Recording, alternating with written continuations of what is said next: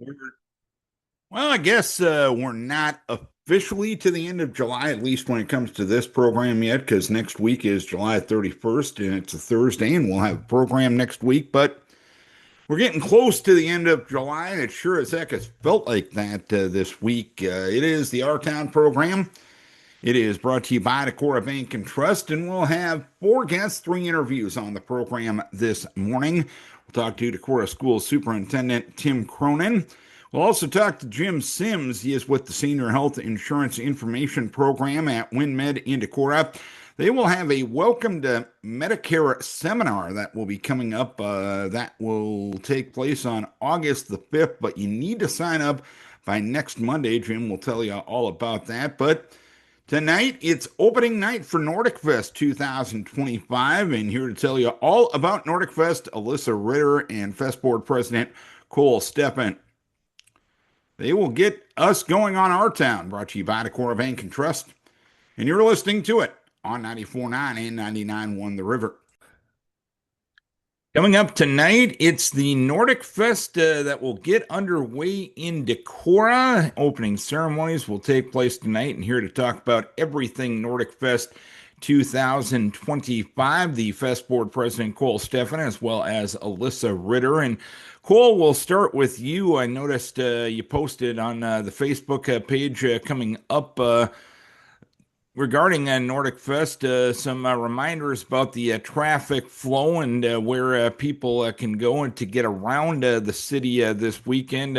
In general, give us a reminder of the best ways to get around the community with a lot of things going on, obviously.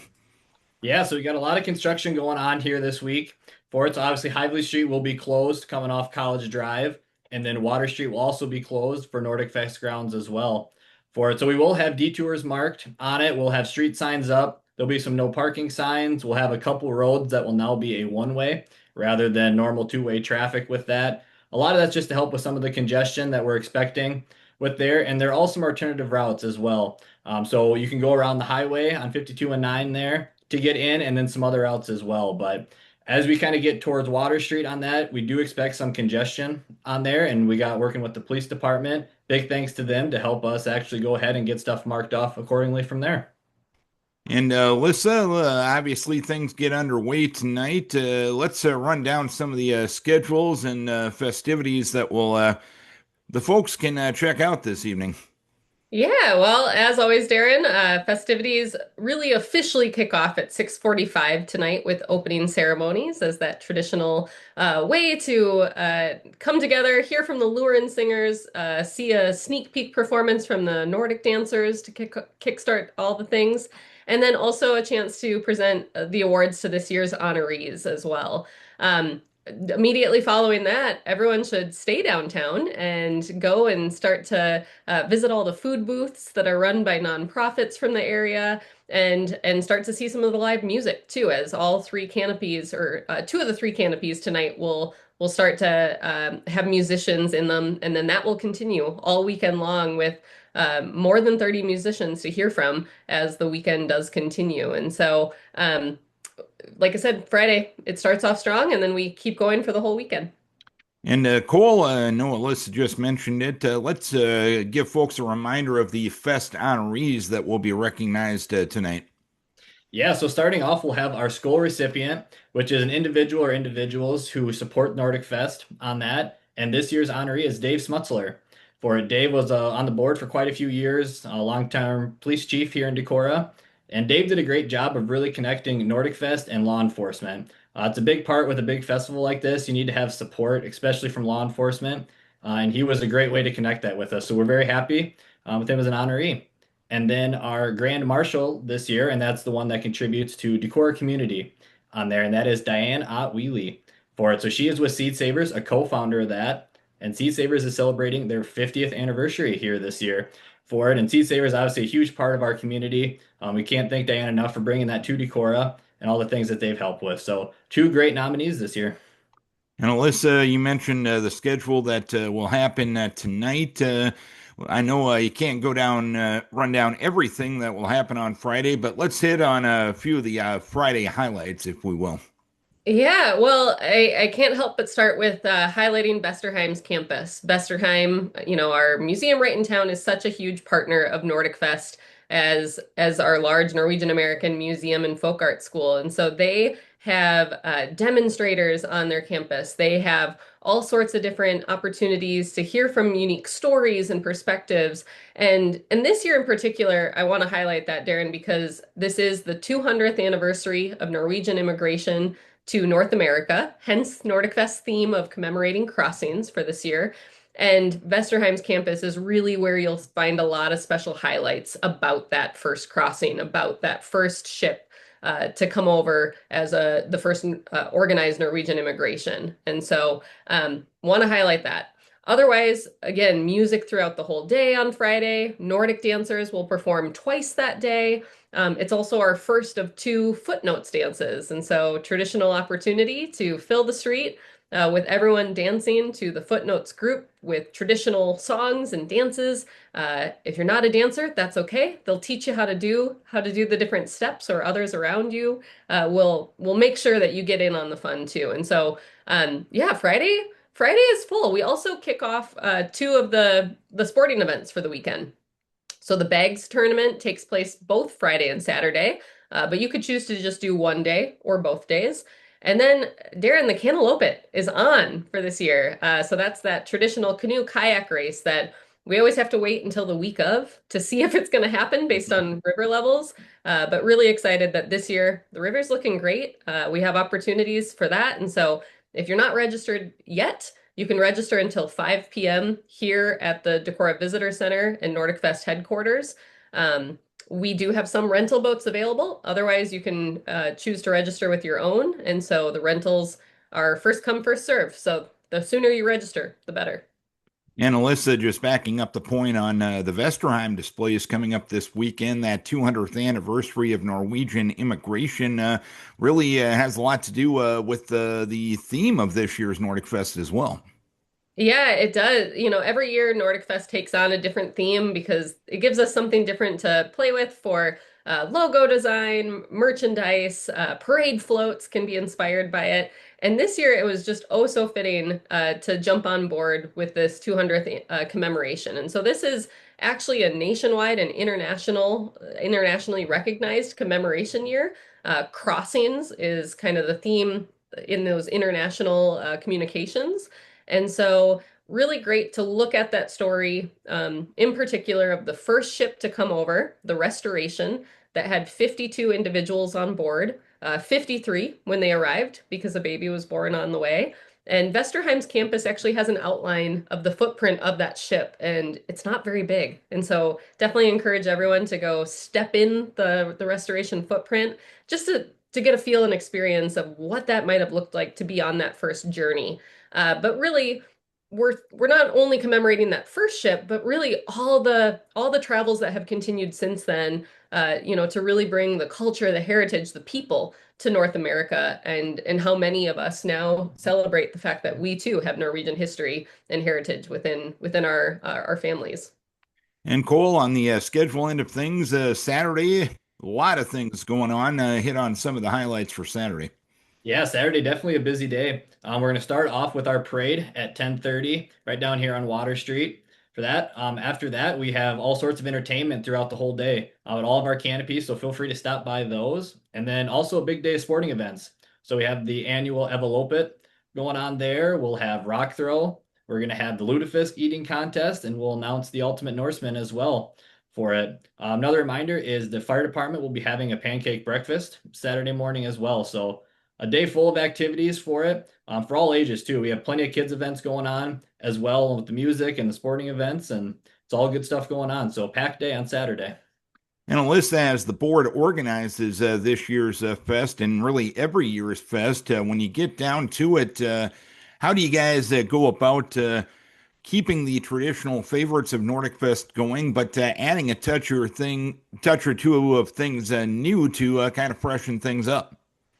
Yeah, well, I would say it's all about the manpower, all about the people that are involved. And so Nordic Fest does have a board of directors, which Cole is the president of this year. Key volunteers that really focus on things and have those discussions year round to talk about, what are the traditions and how do we keep them going, but also to explore what those new opportunities might be. And so the board is a huge powerhouse. But it's not just the board.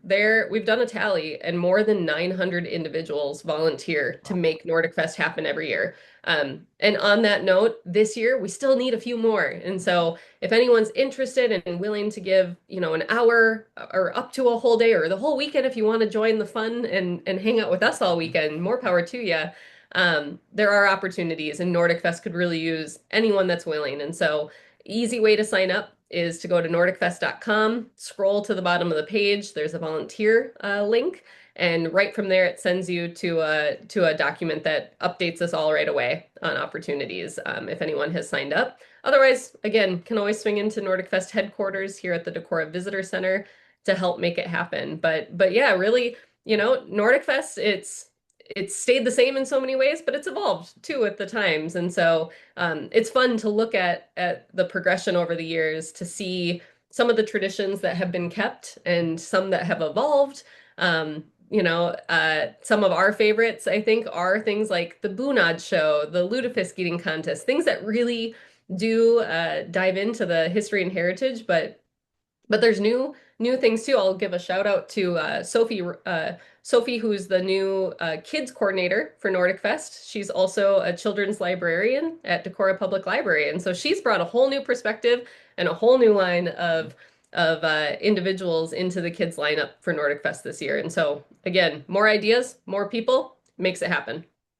And Cole, just looking at the program here, the financial support from businesses and individuals throughout the community and even a little bit beyond the community, you, things don't happen without that either, I'd imagine.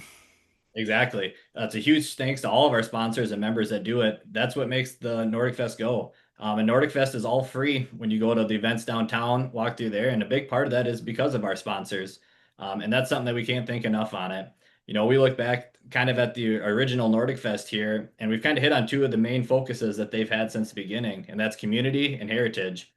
We obviously hit the heritage with all of the Norwegian heritage here and the events that we're having with our theme this year. But community is a huge part of that for it. And that shows with all the donations and support that we get from local businesses, individuals, and like you said, even some non-locals will go out here as well for it. And we always encourage with the community side of it, people in the community come out. It's a great opportunity to see people that you might not have seen in a while. We have a lot of family reunions that come. We got class reunions that happen during this time for it. So it's a great opportunity to get out there. And one thing we always like to kind of promote is that all of our local food booths down on Water Street here are all run by local nonprofits here for it. And that's a big fundraising event for them. On it, for most of them, it's their biggest one for it. So while they do great stuff to get the food here on it, it's also a good opportunity for them as well. And we need those local nonprofits to make our community good on there. So it's a lot of community effort on there. We always encourage people to visit our local downtown businesses as well. We have outstanding businesses downtown for it, and we want people to be able to experience that. We'll see people come from all over the United States, and even some international people come. And when they come, they generally tend to come back, whether that's for Nordic Fest or for other events in town as well. So two of our big areas here, but yeah, community's huge. It's a big thanks to all of our sponsors and people that help us be able to put this on each and every year. And on the food end of things, if you walk away from Water Street this weekend hungry, it's your own darn fault. Alyssa, anything we're missing? Anything else you want to pass on as long as you got a few moments here this morning? Yeah, well, Darren, I think the one other thing I'd highlight is again just the Nordic dancers and how unique of an opportunity that is for us. They've been with Nordic Fest. They started when Nordic Fest started in 1967 and have continued strong since. And I just want to lift them up for the sake that they are such great ambassadors, not only for Nordic Fest, but for Decorah and our whole community as a whole, as they do travel around to other festivals and opportunities and look to travel to Norway at least every 4 years as well. And so this year, if you do get out, try to catch a Nordic dancer performance and support all those kids that dance from third grade through high school graduation. It's a really great group, and this year, their raffle and their merchandise sales from their booth in the downtown area all go to support the senior group's hopeful trip to Norway in 2027. And so raffle tickets are available here at headquarters, but also will be available directly at their booth in downtown Decorah. All right, Cole, we'll put the pressure on you. Close it out with a radio commercial inviting folks to Nordic Fest this weekend. Yeah, we're excited for everyone to come. We got a lot of great events going on here this year, a lot of traditional ones, a lot of new ones for it, and we think this is going to be an absolutely tremendous year. We really spice things up, so we're excited for everyone to come down and enjoy the good time. All the fun starts tonight. Opening ceremonies at the Courthouse Square at 6:45. Alyssa Ritter and Cole Steffen, two of the board members who put so much time and heart and dedication into having this fest year in and year out. We thank you for your time and enjoy the fest this weekend. Thank you, Darren. Cole Steffen, Alyssa Ritter joining us talking about Nordic Fest. Starts tonight, 6:45 at the Courthouse Square for the opening ceremonies. Coming up here in the not too distant future, WinnMed will be hosting a Welcome to Medicare seminar, and here to talk about it is Jim Sims. He is with the Senior Health Insurance Information Program. And Jim, seminars like this, I know WinnMed hosts them on a regular basis. Who should go to a seminar like this? These seminars are designed for clients who will be turning 65 in the next 4 or 5 months. And this particular seminar, give us the particulars, the who, what, where, when, and why. This will be held in the lower level WinnMed Hospital, door to the east, door E1. Parking is available there. Lower level meeting room, starting about 6 o'clock, Tuesday evening, August 5th.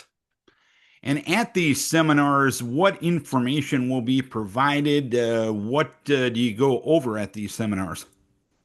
At the seminar, we'll cover the parts of Medicare, parts A, B, C, and D.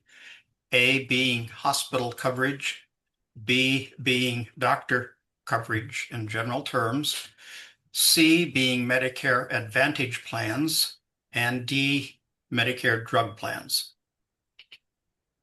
And do you also discuss Medicare supplement insurance and ways possibly that people get taken advantage of through Medicare? Yes, Medicare does not pay all of the costs.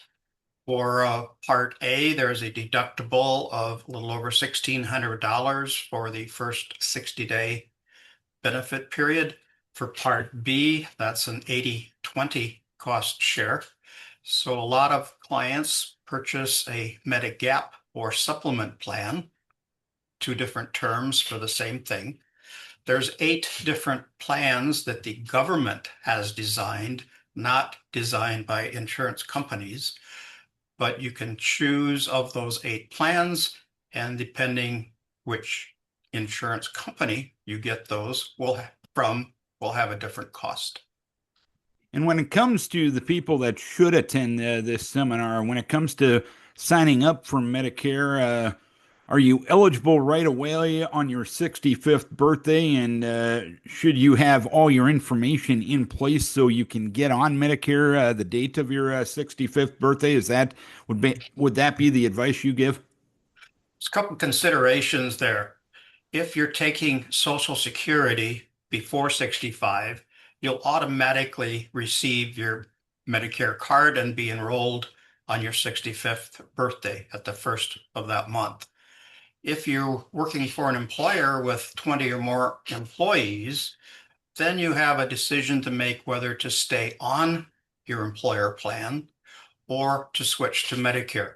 You are not mandated to do that as long as you have creditable coverage. There's no penalty for delaying enrollment as long as you have employer coverage. All right. I know you're a part of the Senior Health Insurance Information Program. How often is yourself or other SHIP counselors available to offer this information or offer guidance to those with questions? We're available most every day of the week by calling Carla Bakken, the volunteer coordinator at WinnMed. Her phone number is 563-387-3036. She would set up the appointment with one of the 5 counselors that we have currently. And the Medicare Welcome to Medicare seminar is coming up on Tuesday, August 5th. And I understand there's a registration that's required for this seminar, and the deadline's coming up pretty soon, correct? Yes, we'd like to have people register ahead of time, so we'll be sure to have enough handouts for them. And that deadline is coming up next Monday. You can do so winmed.org/events or by calling 387-3036. Any other information you want to pass on regarding the Welcome to Medicare seminar or anything else related to the Senior Health Insurance Information Program, Jim?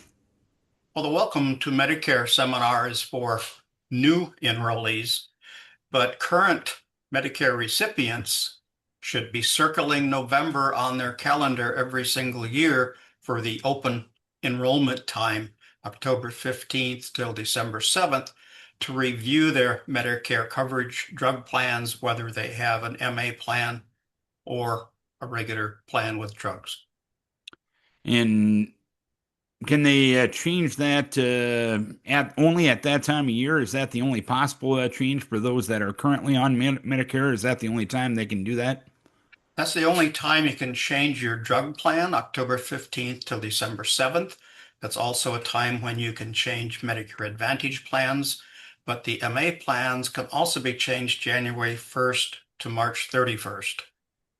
All right. Good information as always from Jim Sims. Jim, we thank you for taking a few moments to tell us about the seminar coming up on Tuesday, August 5th, and all the other information that you provide through the Senior Health Insurance Information Program. Always a pleasure talking to you. Thanks for the conversation as always. Thank you very much, Darren. Jim Sims, he is with the Senior Health Insurance Information Program at WinnMed. Welcome to Medicare Seminar coming up on Tuesday, August 5th from 6 until 8 at WinnMed. Sign up by next Monday, winmed.org/events, or by calling 387-3036. Time now to have a conversation with Decorah School Superintendent Tim Cronin as we're about a month away from the start of the 2025-2026 school year. The Decorah School Board met earlier this week, and one item that caught my eye, Tim, was a preferred admission partnership with Luther College that ended up getting approved by the board on Monday night. Tell us about that.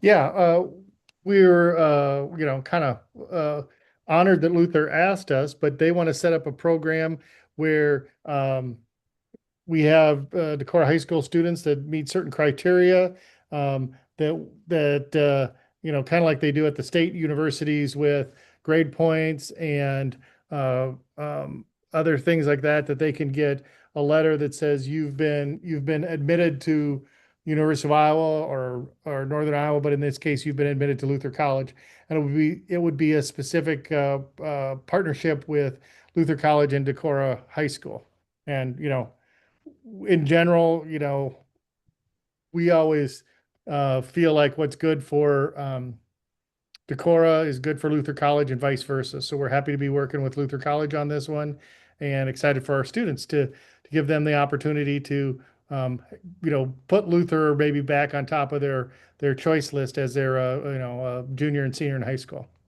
And would this program kind of target the juniors that are kind of getting started, getting the ball rolling with that college application process? Is that kind of the target for this program? Well, yeah, it's the juniors and seniors looking at college, and as a parent of 3 children who went to college, and I can tell you the last one of the things that she was, she wanted more of a common application process. She wanted to look at a bunch of different schools, but she didn't want to have to apply to a bunch of different schools. So this just makes that process easier.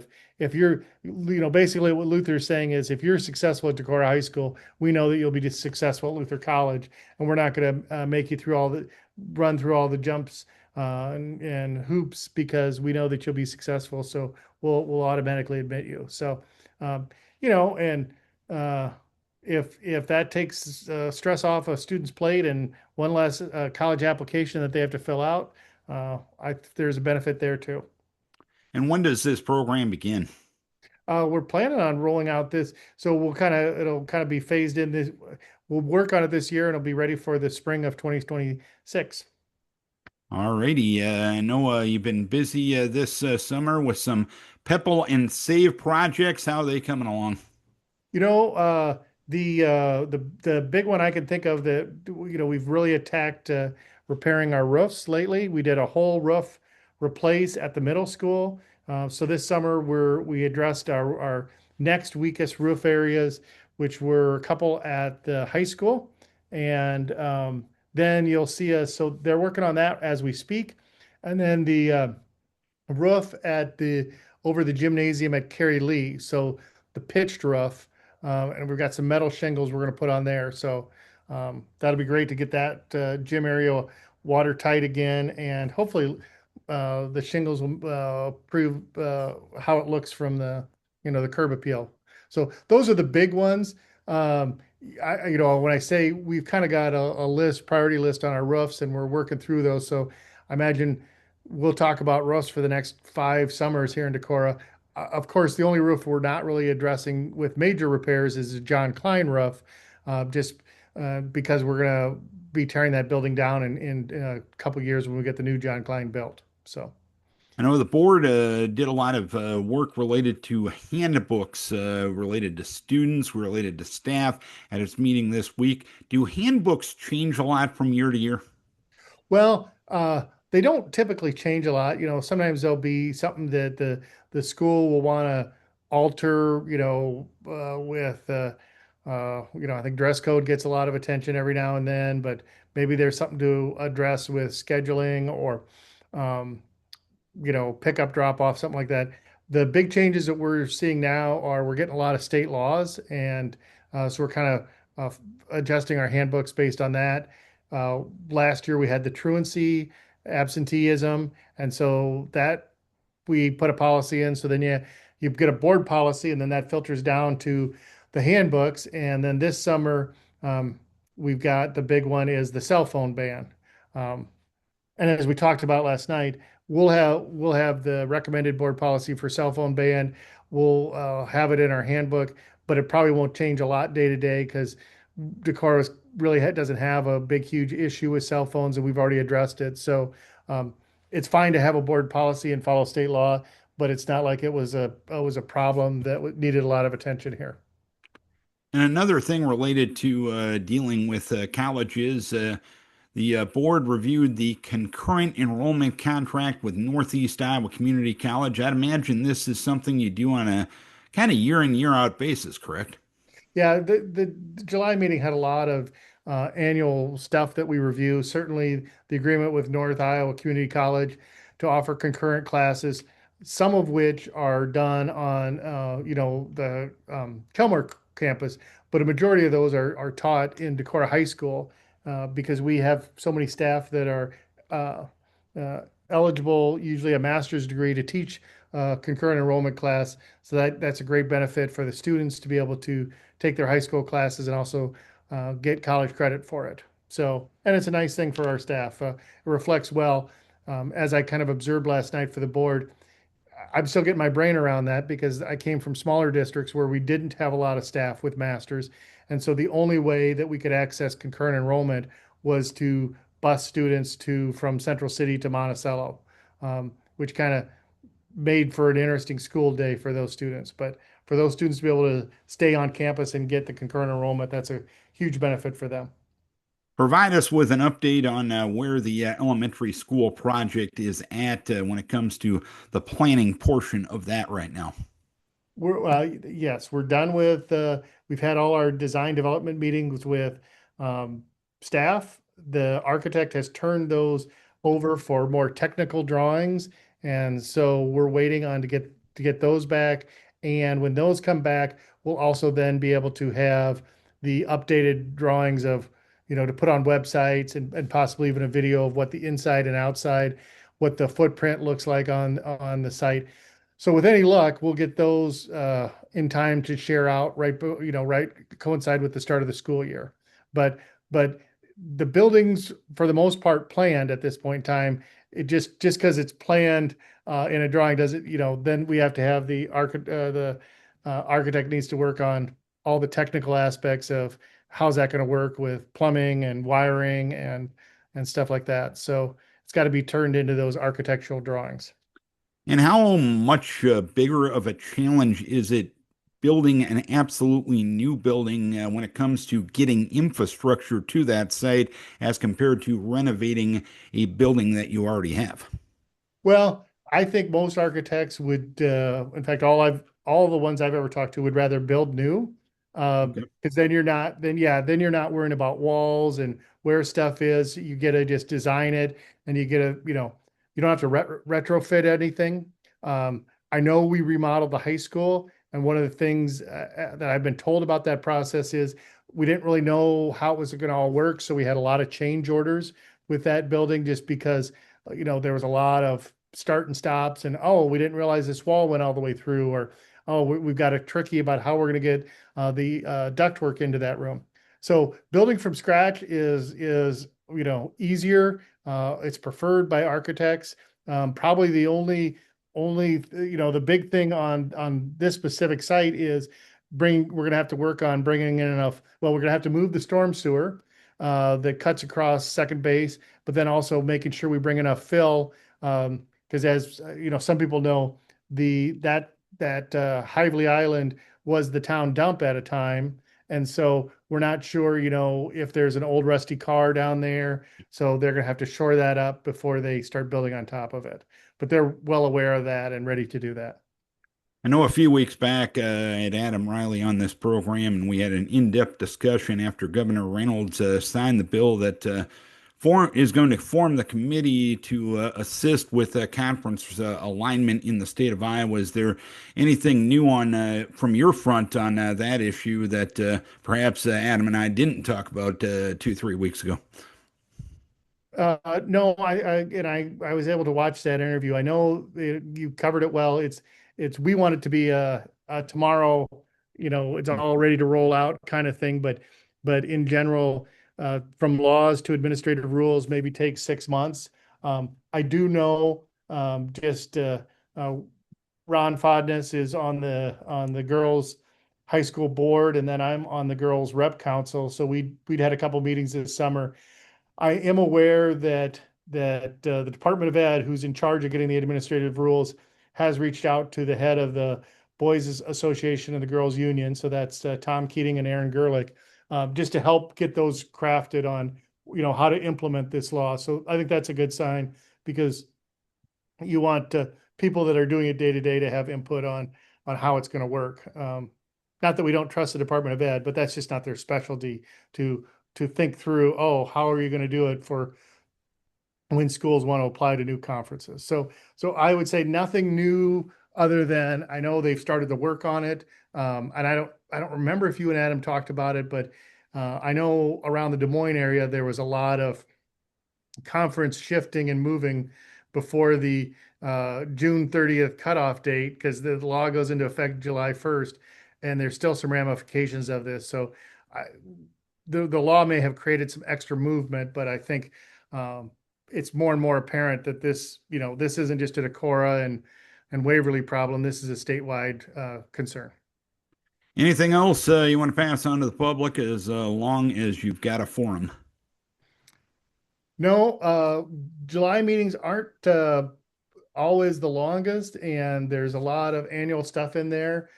So I think you kind of hit on the highlights. Congratulations on mining through the board agenda and finding the good stuff. Not that the other stuff isn't good, but we've got some books donated to Carrie Lee. I'm sure the children at Carrie Lee would probably say that that's pretty important, but good stuff. And it wasn't the longest of meeting, but we we got a short month to get ready for the start of school, but we'll be ready August 23rd for the students. All right, and we'll probably have one more conversation with you prior to that time. Tim, appreciate the time and the information as always.